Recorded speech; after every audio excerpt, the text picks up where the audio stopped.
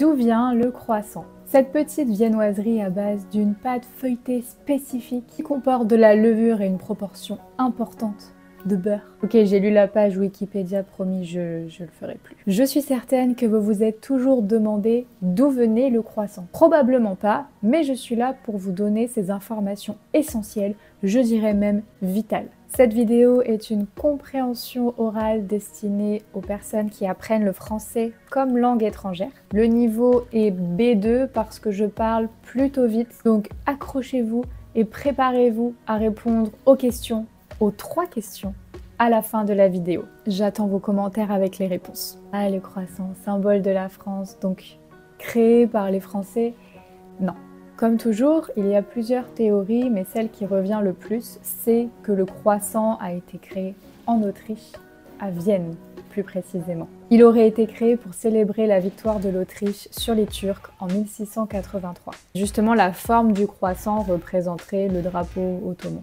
Ensuite, ce serait l'archiduchesse d'Autriche Marie-Antoinette qui aurait permis d'introduire le croissant en France en 1770. Et donc le nom viennoiserie a du sens parce que si ça vient de Vienne, viennoiserie.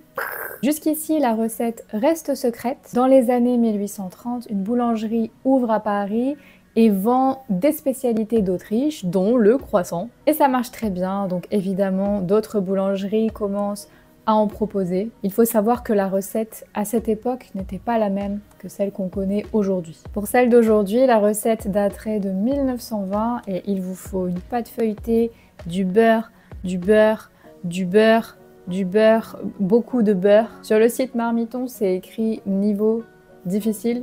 Je crois que c'est un défi. Donc oui, vous avez du sel, du sucre, du beurre, de la farine, de la levure de boulanger, un œuf et de l'eau. Ok, ça peut être un challenge un jour en vidéo. Mais difficile, on va voir. Une petite anecdote intéressante, le mot croissant a été trouvé dans le dictionnaire pour la première fois en 1863. Pour la prononciation, restez avec moi, on fait une petite pause de la vidéo. On va dire sang. On n'entend pas le T.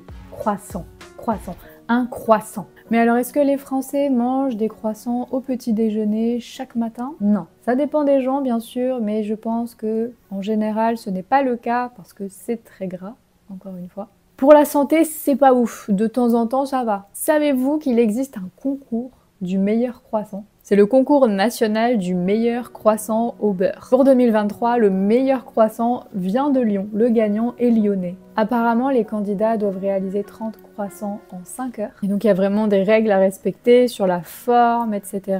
Le gagnant était lyonnais cette année. C'est tout pour cette petite présentation de l'origine du croissant. Donc voici mes 3 questions pour vous. J'attends vos réponses dans les commentaires et on va voir si vous avez bien tout compris. Première question, pourquoi dit-on viennoiserie? Deuxième question, de quelle année date la recette moderne du croissant? Troisième et dernière question, d'où vient le meilleur croissant de 2023?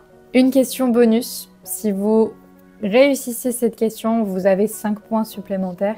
Est-ce qu'on doit prononcer le T dans C-R-O-I-S-S-A-N-T? Est-ce que la prochaine fois, on ferait pas une vidéo sur le pain au chocolat, le débat chocolatine, etc. Bonne question. J'espère que cette vidéo vous a plu. Je vous laisse répondre aux questions dans les commentaires et je vous dis à très bientôt.